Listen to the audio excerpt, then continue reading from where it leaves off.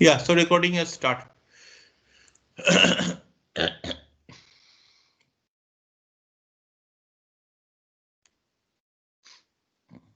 Okay, so it constructs a transport layer segment, and then again it has a certain format. We will not go into the details. There are important concepts called sequence numbers and acknowledgement numbers. Very, very, very important concepts.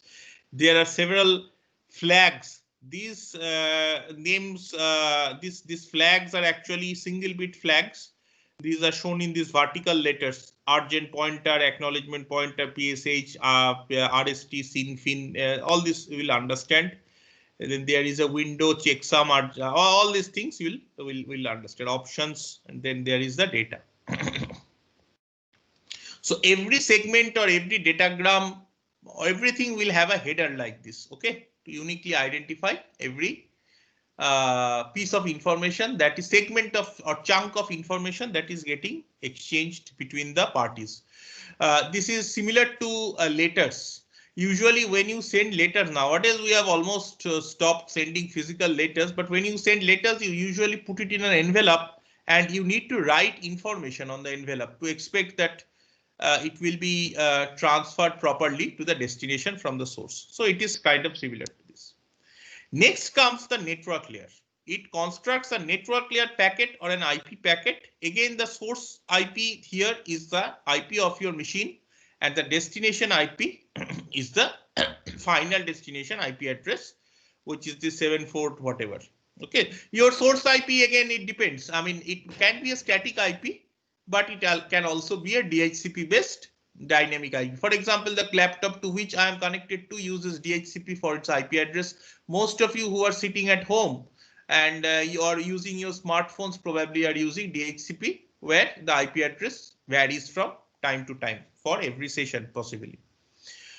Now, there was one confusion in the text in the last class. Actually, I think I have corrected it. Now, the physical layer addresses actually are responsible to pass the datagram from router to router. Physical layer address basically, well, I shouldn't say physical layer, probably. Well, physical layer address, MAC, or maybe the data link layer address, whatever. Okay, the physical address of every device. And for the packets, the source and destination IP in the IP datagram remains constant. Okay, there is one exception. Later on, we will study. There is something called network address translation, or NAT. That actually physically changes the source and destination IP addresses of your datagrams. Okay, that is a very particular scenario, and when we study that, you will understand why this is essential. But there are certain complications if in an IP packet datagram this network address translation has to be done. The complications include changing the address, putting in some other address, uh, calculating some other checksums and all these things and putting it there. Okay, so all these, I mean, a lot of computations have to be done actually, and this has to be done real time. So for every packet that is passing through a NAT router or gateway, these things are done. All these details will come when we study network layer. Will be towards the probably the middle of the course or towards the middle to end of the course. So do not bother about it. Just note that the source and the destination IP address in the IP datagrams would remain constant. Now, this is probably the most magical step where your machine, which is at IP address 172.16.22.121, needs to connect to a machine with or server with an IP address 74.125.224.72, and on its way, one of the uh, routers, it is called the next hop router. Usually this network datagrams go from source to destination over multiple routers. There can be 10, 20, 15, 20 routers on the way when the datagram packet goes from your computer to the Google server. And interestingly, these routers might not always follow the geographical shortest path.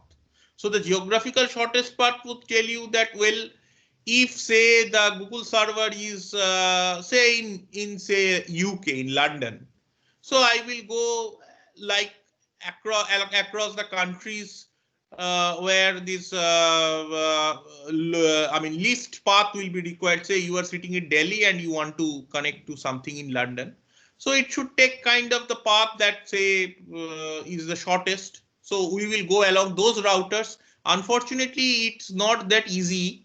It's not that simple, and it doesn't follow the lowest distance path. It has its own calculations. Every router makes calculations about which direction to forward the packet given this is the destination.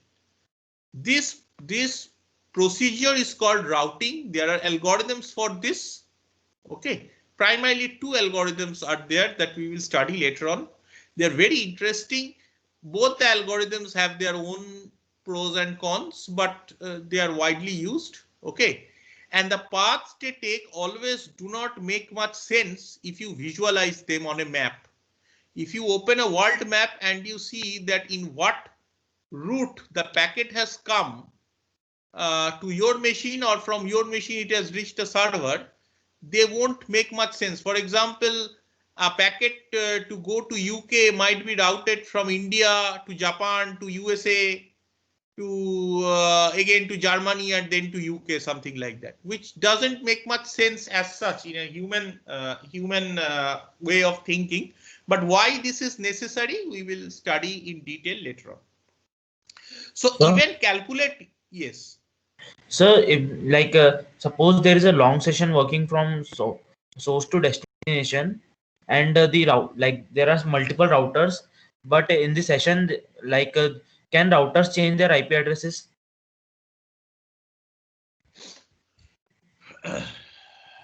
Yeah, routers can change their IP address, but But there is also another aspect of your question. Uh, First of all, do you think, I mean, you have not mentioned this, but do you implicitly think in your mind that the route will remain constant for the entire connection for all the packets? Is that what your understanding is currently? yeah, I thought it's No, that's not true. So route theoretically for every single datagram that is sent between a source and a destination might be slightly different to each other, or might be completely different to each other. Theoretically, it doesn't happen in practice. I mean, in the entire long session, you will find that most of the datagrams possibly have gone through the same path repeatedly. I mean, yes, but it's not always constant actually. Okay. Secondly, yes, IP address might change. In that case, the neighboring routers have to be informed about it. And accordingly, there is a data structure called the routing table, which we will study later on when we study routing. That has to be accordingly changed to reflect it. I mean, a router IP address will not change unless the unless the router possibly has shut down and then again has rebooted basically. So the routers are specialized computers essentially. Okay, they have their own operating system stack, their own software, and have extremely specialized integrated circuit chips to perform extremely specialized calculations. You can perform those calculations by pure software also, but those calculations have little bit similarity to the calculations that are performed in cache, in high-speed caches, particularly this associative caches. Okay, and where those of you who have taken computer organization and architecture would be knowing that specialized hardware circuitry is required, something called content addressable memory or CAM is required to make those tag comparisons faster. They cannot be done in the cache doesn't work with software. Okay, it's pure hardware to make it real time fast. Similarly, routers also have very specialized chip. Other than it can have its own microprocessor, its own something similar to an operating system, its own software, everything, because there are many functionalities that it performs, but it also have some additional specialized chips. Okay, so which does all this calculation. So IP addresses might change on the way of the routers which are on the path, and those have to be reflected in the data structures of the all the routers that it is connected to, possibly, and also possibly to other routers. So it somehow the routing procedure figures out that the next hop router is 172.16.28.192. Usually this calculation, the first router, that the gateway router to the LAN to which this computer is connected, that IP address would usually be known to itself, and it need not run a routing procedure to find it. But anyways, that can also be done. And then further on, pure routing procedure has to be conducted between routers, because there is no further server between the packet from your source to the destination. There are only routers, network of routers on the way. Finally, there is another router. Okay, so this diagram basically shows that this 172.16.28.192 is a gateway router, which is separates the local LAN, local area network, from the internet outside. Internally, there are several these switches located which connect the computers via duplex link. These switches and the gateway router internally in this cloud shown in orange color, light orange color, they operate at that pure data link layer. Okay, so they need to construct data link layer frame from the IP datagram. Why data link layer? Because they share the same subnetwork. That's why data link layer. Okay, so this data link layer constructs further data link layer frames from the IP datagrams, and then these frames can be routed to the gateway. Okay, now data link layer works with MAC addresses. They do not work with IP addresses. So if communication needs to happen at the data link layer between your machine and the gateway router, the MAC addresses of the gateway router must be known to your machine. So that is done. Is something called Address Resolution Protocol, or ARP, which gives the MAC address corresponding to 172.16.28.192, and so it goes to the data link layer and then further onto the other internet. So I think there was one diagram which was very nice. This one. So your computer supports all the layers. The switches support only the physical layer and the data link layer. The routers support the network layer, the data link layer, and the physical layer. Again, when it reaches the destination network, subnetwork, again it faces another router, and then when it passes that router, again it faces only the data link layer. Okay. So between router to router communication, you only have network, data link, and physical layer communication. Then when it reaches the destination, this box shown on the right is a destination switch. Okay, there it has data link layer and physical layer functionalities, and finally it reaches the destination computer, which again supports all the layers. Okay, so in this way, repeatedly these things happen. So in the routers, most of the physical layer is purely hardware. Data link layer is probably mostly hardware. Network layer is, in the normal computers, is probably mostly software, but in the routers it also involves routing. Those who need to take routing decisions, they need additional hardware. And the transporter application layers are usually pure software. Okay. So Again, this diagram is also important. Please understand that you perform process to process connection in computer networks. Yes, it is machine to machine connection also, but there can be multiple connections existing between two machines, and they are process to process connection. For example, how to give you an easy analogy. Say between two cities, okay, there are two roads, two separate roads, two separate highways.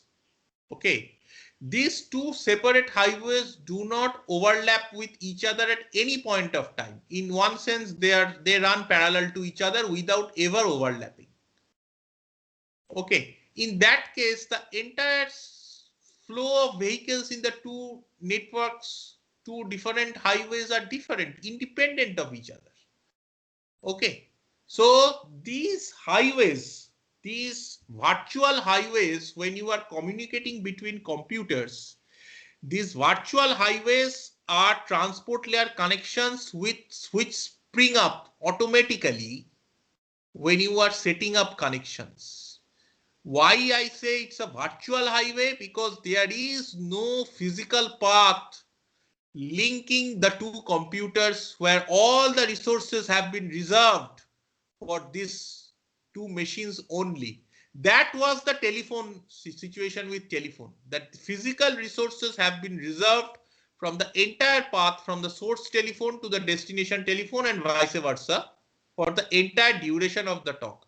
Here, there is no resource on the way that has been reserved for the two computers. The only resource that have been reserved are at the two endpoints, the source machine and the destination machine. In a TCP connection maintains the state of the connection, how much data has been received, what is the number of the TCP segment that I expect from the other side. When I get one segment, I have to acknowledge the segment by sending another different segment on the other side. All these things have to be remembered.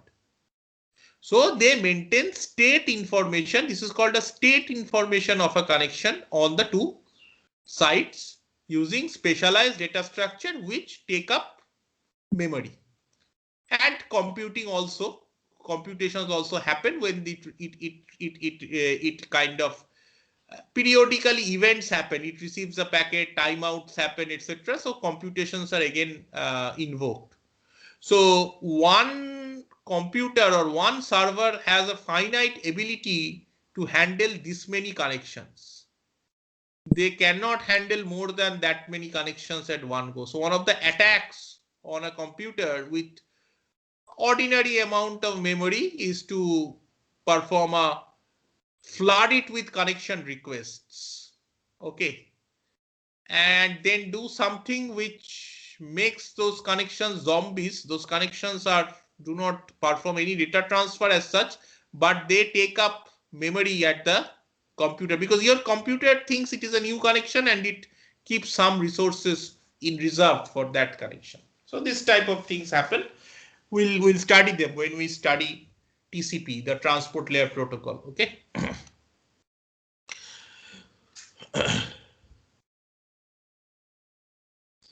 Okay. So the thing that the slide mentioned is that the packet, the source address and the destination source IP address and the destination address of the network layer packet starting from the source and destination would remain constant over the entire path. That does not change. Why it does not change or does not need to change? Because if you look at it, all the connectivity between in between the two computers happen where the network layer is not always, connection or transfer of packets anyway would happen using the physical layer. Basically the physical layer, the electrical connections take care of the transfer of packets. So their addressing mode will be used. The source IP and destination IP are just markers on the packets to tell where finally the packet will go. So the router will take a decision, okay, this is my destination IP address. The router needs the IP address, destination IP address, not that the router does not need. But when it sees the network destination IP address, it consults its internal data structures or routing tables to decide which direction to send the packet. The router can send out packets in different directions. Okay, here only one direction is shown, that as if it is receiving and sending out packets in only one direction. That's not the case. So when it decides it has to send out this direction, it connects with another router, but that communication would happen at the using the data link and physical layers. It has to decide the next hop IP address, but then it can figure out using the address resolution protocol that what is the MAC address corresponding to the router that where the packet will go next, and then use the data link and physical layer to route that packet. In this way, ultimately it reaches the destination router, it reaches and then it enters the destination subnetwork, inside which there is only its MAC address matters. Okay, because beyond that there is no routing required. Everything is connected in a local network. Fine. So all these things will become clear as we go along. So let us now start the study from the top layer to the bottom layer, as the book in Kourous and Ross, that book actually follows that. So we'll also follow that convention. And let us start with the first application layer, application example.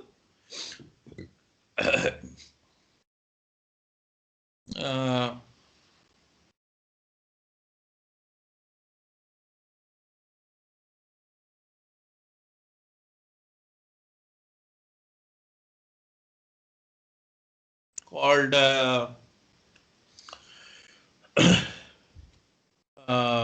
this DNS. Okay, how to find out the IP address of a server name, www.google.com. So all these things we have seen. The application layer interfaces with the transport layer. In it sits on top of the transport layer and uses the transport layer services. There are two major transport layer variants. One is called UDP, the other is called TCP. Both UDP and TCP are widely used in practice. However, the applications in which they are used are different in nature to each other. UDP is used where it tries its best to perform end-to-end packet delivery, but it does not guarantee anything. Okay, it does not guarantee that everything will be error free, everything will be in order, etc. Okay, but TCP guarantees that. So UDP is essentially similar to the network layer IP protocol. Network layer IP protocol also does not guarantee anything. In fact, UDP is just a thin layer of transport header, etc. on top of IP datagrams, as we will find later on. Okay. Interestingly, the first application that we are going to study that actually uses UDP. Why? We will come to that. The first one we use is called DNS, or domain name service, that uses UDP, whereas web applications like browsers which use HTTP, email clients like or email handling programs like which uses protocols like SMTP, POP, IMAP, etc. They use. Hello, sir, your screen is not visible. Screen is not visible? Yeah, so the presentation is not.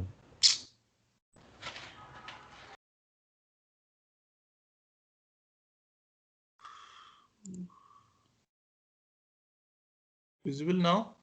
Yes, yes. Thank you. Oh, then I need to repeat.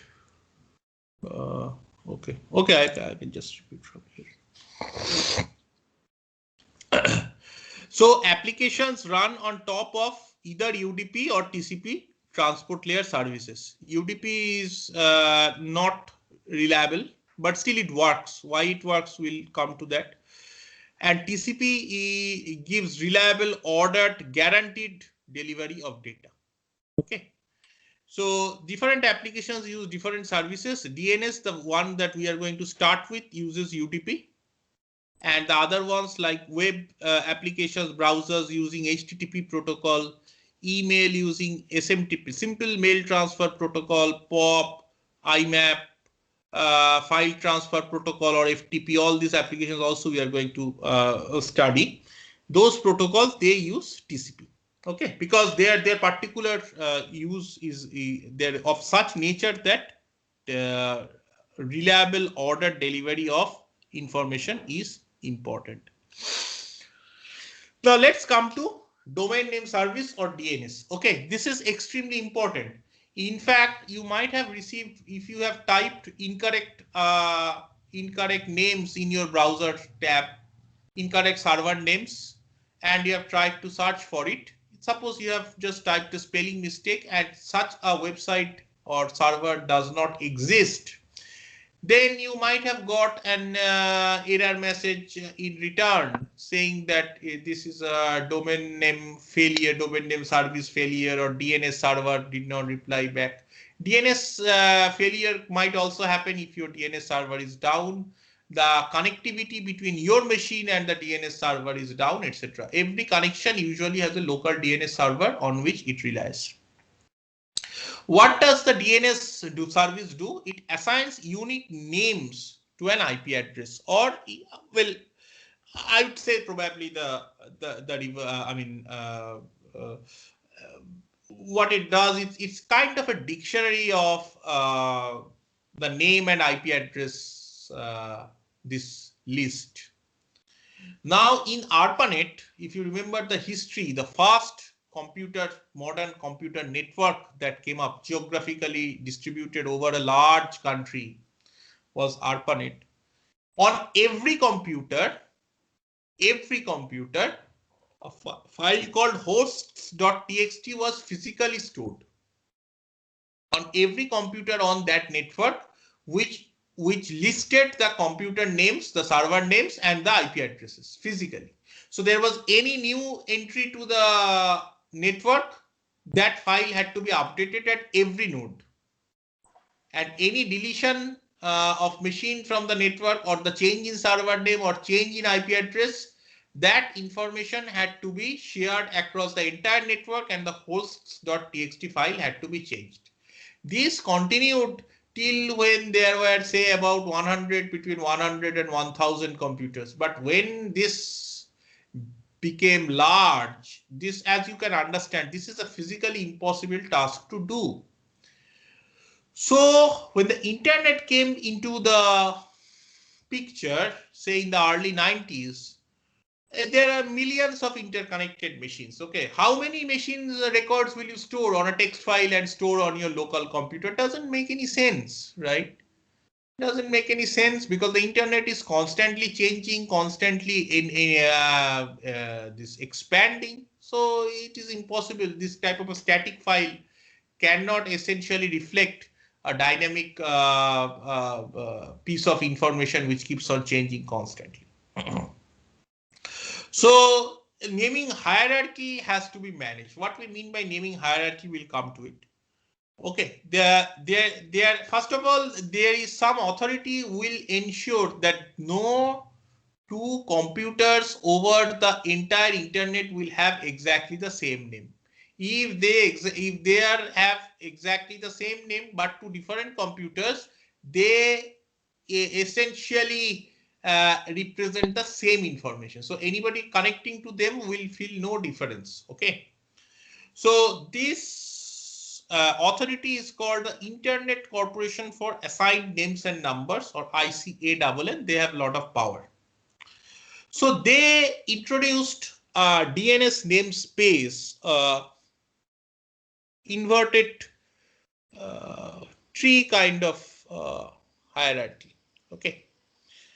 So here you will find common names. common extensions which we write with dot. By the way, please understand that the root, the top of this tree, the root is represented itself by a dot. Okay.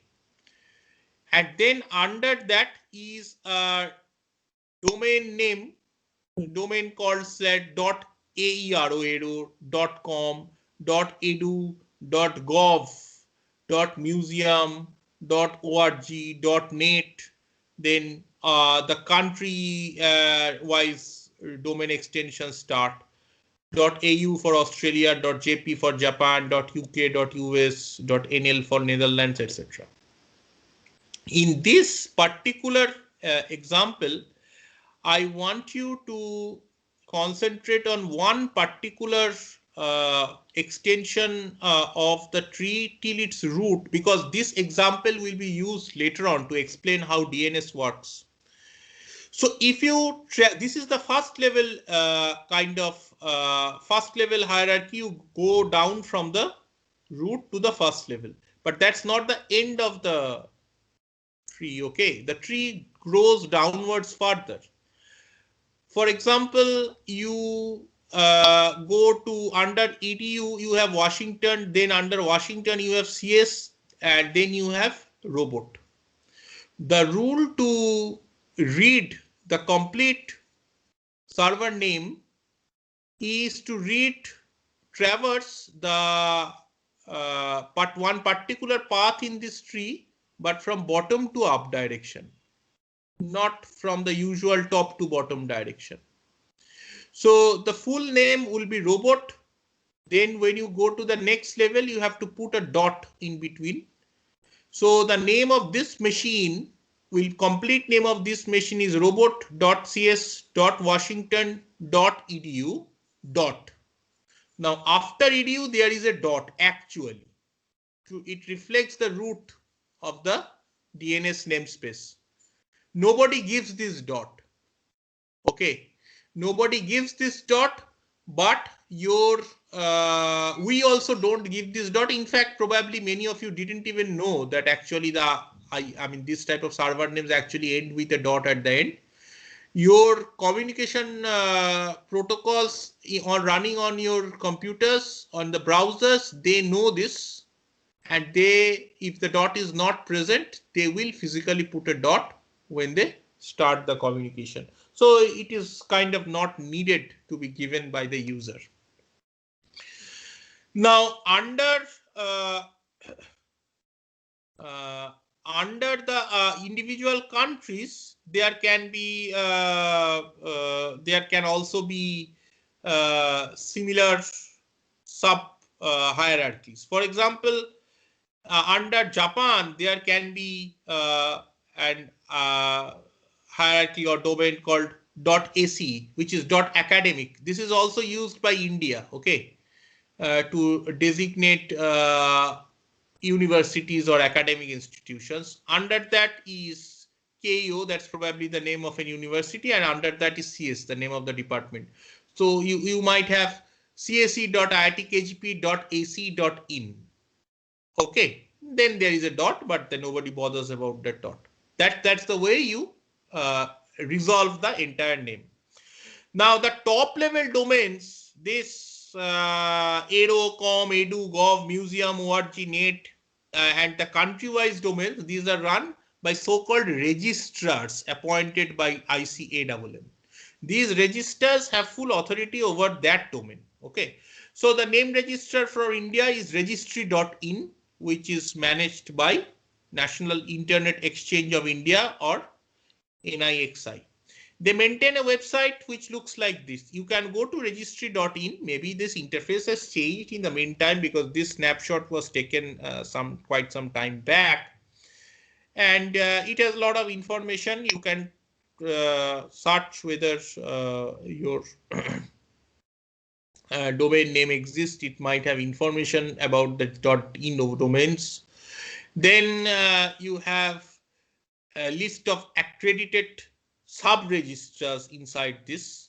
Okay, for example, rnet.in. So some registers with Indian presence are given, and there is this accredited registers also given, which report to this registry.in or NIXI register. Okay, so all this bureaucracy is there. Now, how does it find the information? This is very, very important. Now, usually in every domain, we have already mentioned that every domain there is this registrar, but beyond that, see itself the domains are so large that one holding all information about the .in domain entirely in one server is impossible. So in the subdomains, certain servers are designated to hold this information. Okay. These are called name servers. If the name servers of a domain or subdomain is down, nobody will be able to connect to that domain. I mean, they might be able to connect if they are lucky, if they have in the recent past searched for a computer in that subdomain and have already have the IP address of that computer in their cache, but otherwise not. Okay, so it is very important that these name servers run all the time. Otherwise, it will be problematic. Okay, so name servers know the part of the domain tree for which they have some name servers know that part of the domain tree for which they have complete information, and such a name server is called an authority for this part of the namespace. So the name servers divides the registers into non-overlapping zone, and every non-overlapping zone would have a name server and an authority for that zone. For example, again, concentrate on this CS subdomain under washington.edu, where this machine called robot is located. Okay, so this CS subdomain, there will be a name server who has complete information about the CS subdomain. Okay, so now let's see how it works. I will just go to the picture, and then I will come back to how these records are stored, that thing. Okay. Suppose the machine called this example is taken from the Tannenbaum textbook, but I mean any textbook will have an example like this. So this is how it works. Suppose you have a computer called fields.cs.vu.nl. This NL shows that this is a machine located, or at least it belongs to the Netherlands domain. Okay, it wants to connect to a machine called robot.cs.washington.edu. If in edu there is no extension further to show which country it belongs to, this typically means it is a server in a computer in the US. Okay, it sends a query with the name that I require the IP address of this machine robot.cs.washington.edu. This is query number 1. The query numbers are shown. Okay, this is very important. Okay, because this query numbers, why are they important? It is important to give you an idea of how complicated the process is. First query goes to a local name server. The local name server IP address is hard coded usually into the machines by the system administrators. Okay, it is hard coded. So you don't need to bother about it. Your browser will find it from the hard coded information. Okay. So this, so those of you, all of us are probably using some sort of an internet service.